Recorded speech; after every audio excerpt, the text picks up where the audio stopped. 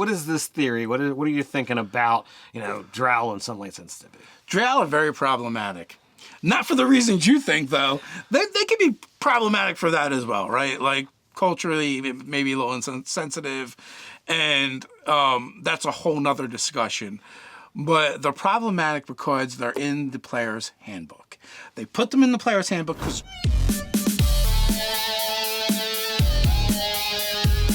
I'm Nerdarchy Ted. And I'm Nerdarchy Dave. Welcome to Nerdarchy, for nerds, by nerds. All right, so what do we have on the agenda for today?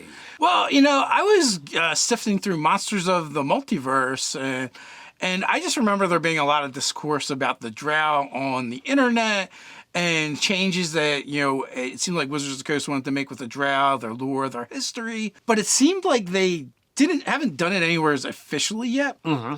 And so this video we're going to discuss a little bit of that. All right, so what is this new line of thinking that Wizards of the Coast is having for 5th edition Dungeons & Dragons? All right, so for 5e races, if you look at Monsters of the Multiverse, in addition to like all the dialogue and discussions that have been popping up around Drow, how they've been used, and just evil humanoids in general in D&D, they seem to have pulled back from that and changed a lot of the lore and the histories in Monsters of the Multiverse. Oddly enough, they did not touch the Drow in there. I will say I believe every single race they have touched in Monsters of the Multiverse, though, has come out in other books, hasn't come out in... it wasn't like the Drow who were launched in the player's handbook. And also, if they're no longer carrying Volo's Guide to Monsters and Mordenkainen's Tome of Foes, right? And so some of those came from those as well as other resources. So, so they've definitely changed it. Like I said, there's a couple changes, right? One, the lore is one. The other thing is cultural things that happen or benefits and features that races get. They've tried to remove them. I don't think they've done a very good job of the way they do it. It's like... it's magic now. Their magical connection to this, that, or the other thing. Sure. Skills, and it usually seems to be mostly like the skills and stuff. Also, the stats they don't matter anymore. It's put them wherever you want. They're not tied to any particular race, whatever, that's fine. You can do whatever you want. I would have really liked them to keep the cultural stuff in and be like, hey, this is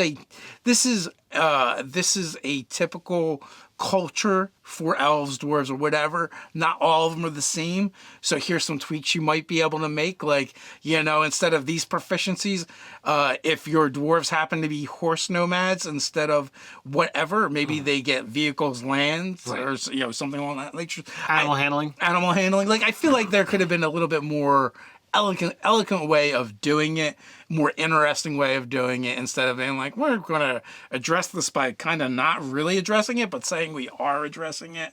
So that's how races are kind of being done now. So, that's definitely a pretty big change. So why is it important that we have this conversation? Well, so the main thing is, I was like, well, these other races are all getting a rewrite. Where's the Drow's rewrite? Where's the Drow's change? There's a really big part of this that I'm going to get into that's actually mechanical. Mm-hmm. But one, they've already been kind of having the discourse and discussing that all Drow don't have to be evil. They're not all connected to the Spider Queen, Loth. The ones that are, they're definitely evil. Right. Because Loth's evil, right? She's a demon god, right? Obviously, not a good person, definitely a bad person, right? So that makes sense, but... Bad goddess. But even in, previous editions of D&D, there's always been good Drow. Dritz being the most famous, but also the priestesses and priests... I don't know if there's priests, but definitely priestesses of Alestri is a good Drow goddess. And I believe there's others as well. And also, it only makes sense, well... what happens if a Drow society or community were to, break free of the Spider Queen, and what would that society then look like? They would be free to determine their own way in the world. And obviously, even in a dark, evil society like Menzer Baranzin and the other, evil worshipping, demon worshipping Drow societies, there's probably even still some good Drow that come out of them because they're looking around going, this place is really messed up. I gotta get out of here.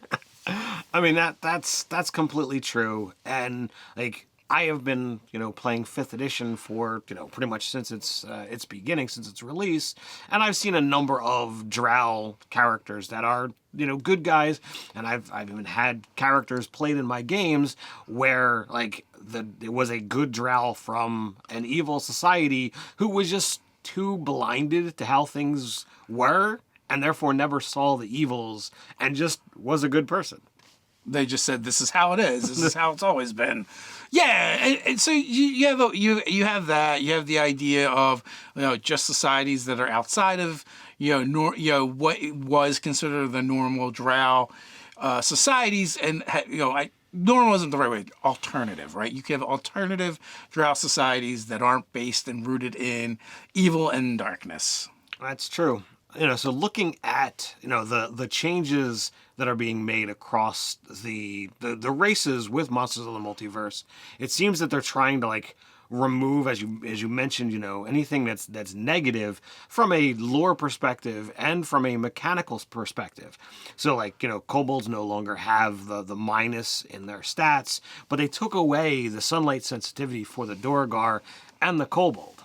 Yeah, like the sunlight sensitivity was a big deal. Like, that was one of the reasons why I know people are like always like kobold pack tactics. I'm like, yeah, but if if you're in light, you don't get it, right? You might have disadvantage instead of the advantage because of the sunlight sensitivity. But they've taken it away. Although the Snarf and Evelyn, the Deep Gnomes never had it, which is weird in one sense. Now, I don't have a problem with sunlight sensitivity in and of itself because there's some logic to the fact that like if you live underground, maybe bright light is not great for you. Like your eyes aren't adapted and used to that. You're actually used to seeing in the dark. Right. So that's fine, but it is weird that our Drow are the only ones that don't have or do have the sunlight sensitivity. So let me ask you, do you think that it was an oversight or do you think it was intentional for the Drow to keep the sunlight sensitivity? I do have a theory. So before we get to that theory, I'm going to take a quick moment. If you happen to like this video, others like it, as well as all the great content over on nerdarchy.com, why not come check us out over on Patreon and support us over there? Articles like Defense of the Appeal of the Drow player characters. You can check that out over on the website. There's a link up here. We'll have a link to the Patreon up here as well. You can check the description for all those links for the cool things that Nerdarchy is doing, and you can help support us over on Patreon, like Ted said. What is this theory? What are you thinking about Drow and sunlight sensitivity? Drow are very problematic. Not for the reasons you think, though. They can be problematic for that as well, right? Like culturally, maybe a little insensitive, and that's a whole nother discussion. But they're problematic because they're in the player's handbook.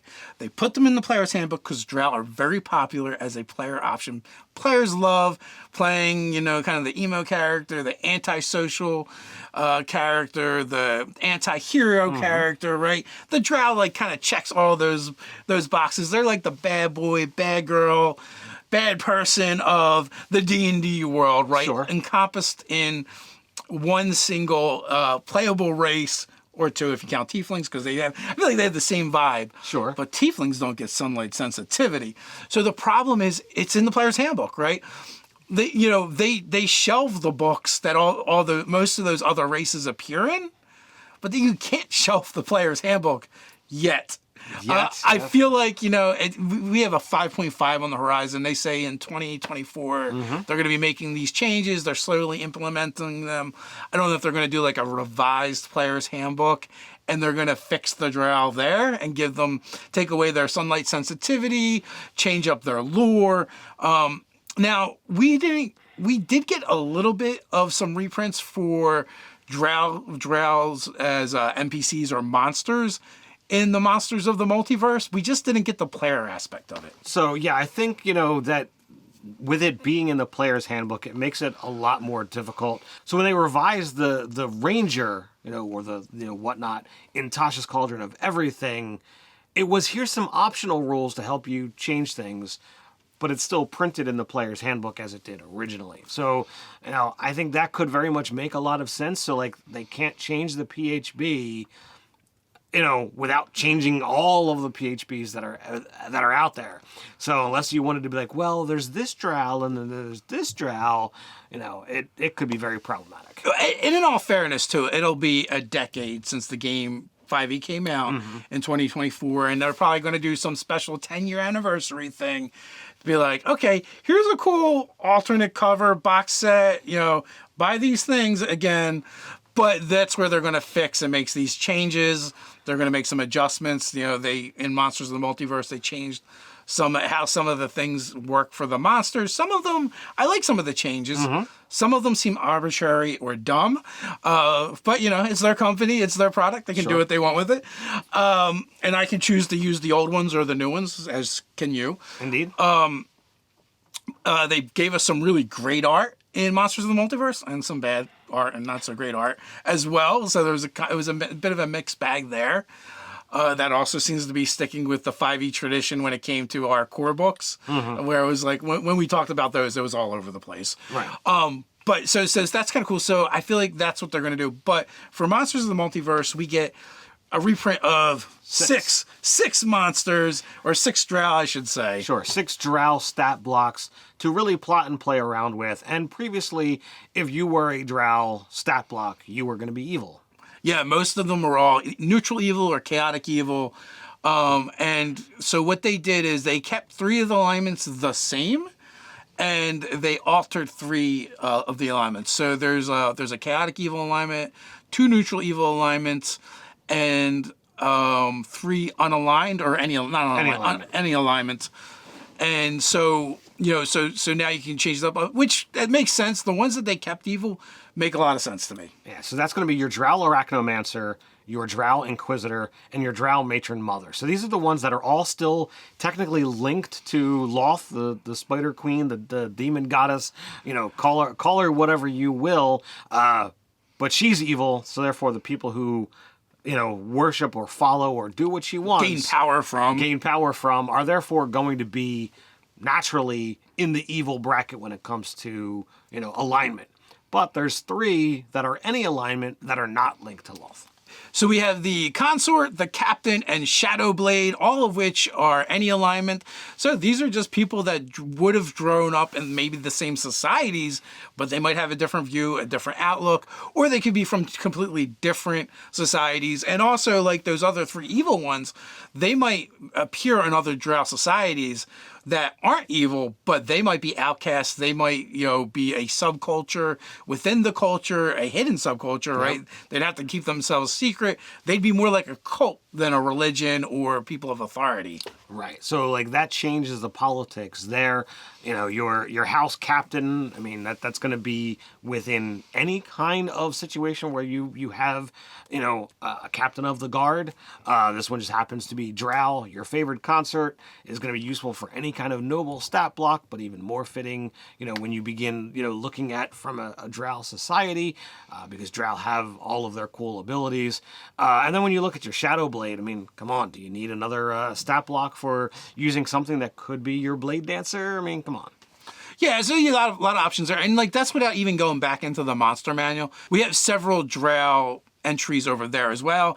Going off the top of my head, I'm going to say they're all like neutral evil or chaotic evil for the most part. And you could easily look at them and be like, okay, drow priestess, yeah, that's probably going to be the same alignment evil. Because even if you wanted to be like, this is not that kind of priestess, if you look at their powers, you're like, oh, it is that kind of priestess, and that kind of priestess being that of Loth, right? Sure. Now, you could go ahead and tweak that towards a moon goddess, alter the spells and powers, and put it to illustrate, and have it as a more neutral or good. But at that point, you've kind of rewritten it, and it's a new entry because they like to have the tentacle rods and stuff like that are kind of drows kind of known for the snake-headed tentacle rods or whatever I don't know. They're super cool in the books, but also kind of dark.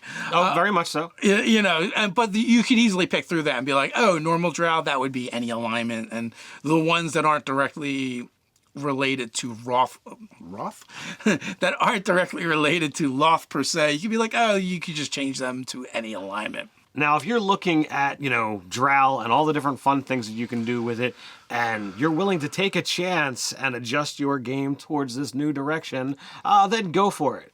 But if you are interested in taking chances, why not take a chance with Nerdarchy? Taking Chances is a collection of games of skill and chance for 5th edition. Inside you'll find new and different games for both characters and players to engage with, using their in-game skills and proficiencies for some, and relying on the luck of the dice for others. Along with the games are establishments where characters can discover and play them. The largest of these, Union Salon, introduces several new toolkits, even more games inviting characters a chance to use their tools in an arena-style battles, as well as to investigate a mystery.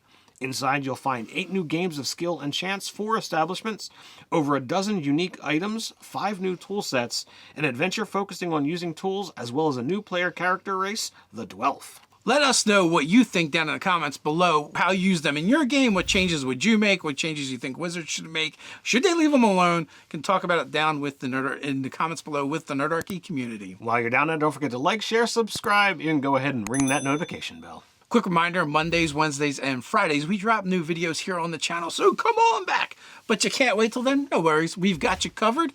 Check out, don't use Drow Elves. Use this Dungeons & Dragons monster instead.